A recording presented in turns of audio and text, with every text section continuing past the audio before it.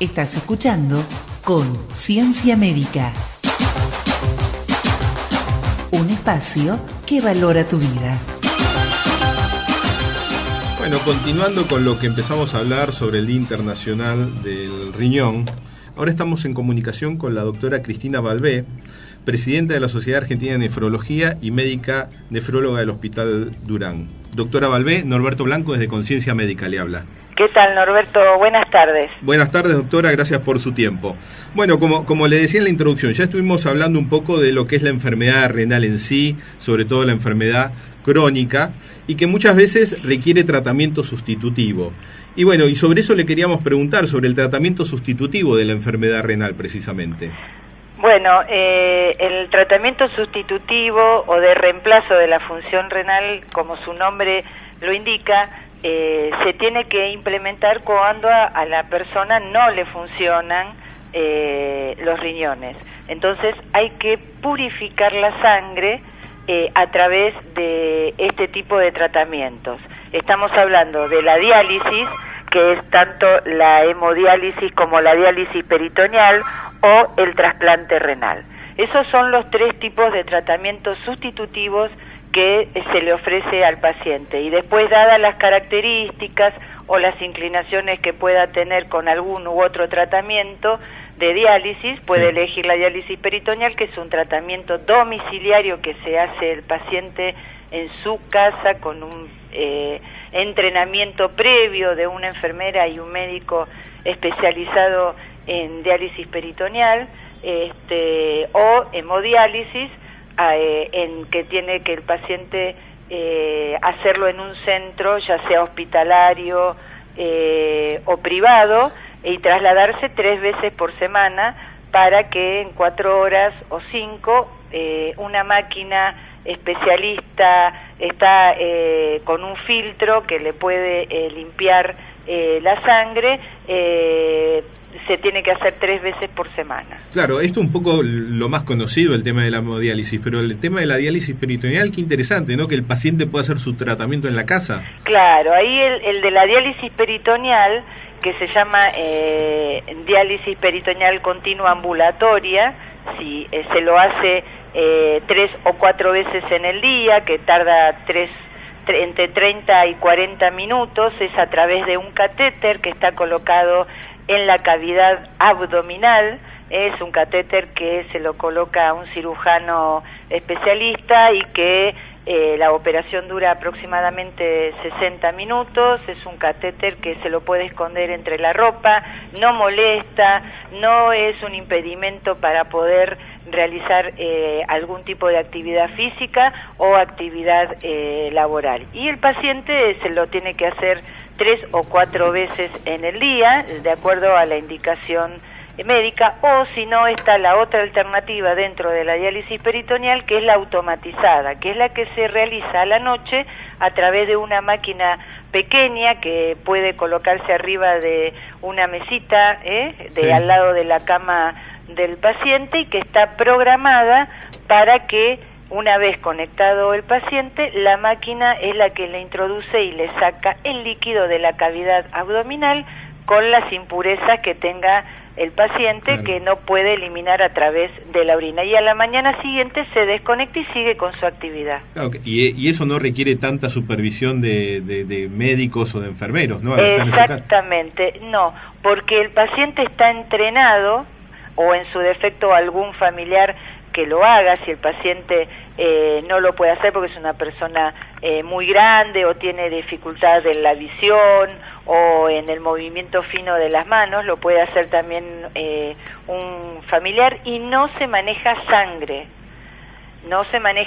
entonces por lo tanto el paciente se lo puede hacer en su domicilio, repito, previo entrenamiento con gente especializada, enfermero o médico, y va a consultar para sus controles con el nefrólogo 1 o 2 veces al mes. Si tiene alguna complicación o algún síntoma que el paciente está entrenado para que esté atento, llaman al médico o a la enfermera y asiste o concurre a el centro donde están el personal de la diálisis peritoneal. O sea, es totalmente distinto. Uno es domiciliario y otros son en centros privados u hospitalarios. Claro, me imagino que para el paciente es mucho mejor estar en su casa y no tener que trasladarse ni moverse, ¿no? Y sí, en cierta manera sí, porque lo puede hacer en su domicilio o en el lugar de trabajo, si tiene algún lugar que puede reservar para hacer el tratamiento, y se pueden ajustar los horarios si el paciente tiene actividad laboral, porque la idea de esto es que el paciente tenga cierta independencia. Claro. Es más, si quiere veranear o trasladarse a algún otro lugar, lo puede hacer. ¿Por qué? Porque el material que le llega a su casa le llega a través de un camión que se contrata a través de los laboratorios que son los que realizan este tipo de material, y se lo llevan a la casa del paciente. Claro. Entonces, si el paciente quiere trasladarse a algún lugar, por ejemplo, de veraneo, el paciente avisa con tiempo y se le traslada el material al lugar donde va a veranear el paciente. Y si no, se lo puede llevar el paciente con él. Bien. ¿Y todos los pacientes pueden llegar a recibir este tipo de diálisis peritoneal? En general, todos los pacientes pueden recibir este tipo de diálisis peritoneal. Obviamente que hay algunas contraindicaciones, contraindicaciones absolutas o relativas. Las relativas es, por ejemplo, si tiene algún tipo de alteración en la columna, o si tienen algún tipo de operación donde el paciente tiene que quedar con alguna ostomía. Esas son contraindicaciones relativas. O sea, el paciente se puede hacer diálisis peritoneal, pero hay que tomar ciertos recaudos. Y las absolutas serían cuando el paciente tiene alteraciones cognitivas. O sea, por ejemplo, un paciente con Alzheimer no es muy difícil que lo pueda hacer. Ahí lo tiene que ayudar algún familiar o partener, como decimos nosotros, que ya es más, si no tiene un familiar directo, es un poquito más dificultoso, ¿no es cierto? Pero en general lo pueden hacer, incluso los pacientes muy humildes lo pueden hacer, lo pueden hacer. Bien, bien. ¿El costo siempre está cubierto por alguna institución o a siempre nivel... La diálisis y el trasplante por ley está cubierto por el Estado si el paciente no tiene ningún tipo de cobertura, o por la obra social o prepaga que tenga el paciente. Bien. O sea, no queda desprotegido. Claro, hay una cobertura del 100% de la población con esto. Sí, en eso realmente tenemos que estar muy orgullosos, porque si el paciente no tiene ningún tipo de cobertura, el Estado se hace cargo. Bien, bien, bien. Doctora, y sabemos que también, al menos las estadísticas en lo que es algunas patologías están, y creo que en lo que es enfermedad renal existen estadísticas que son fiables en Argentina, ¿verdad? Sí, están las estadísticas, sobre todo eso lo maneja muy bien lo que es el INCUCAI. Bien. Lo maneja muy bien, y están las estadísticas de cuántos pacientes hay en diálisis, que hay aproximadamente, lo que yo recuerdo, ¿no?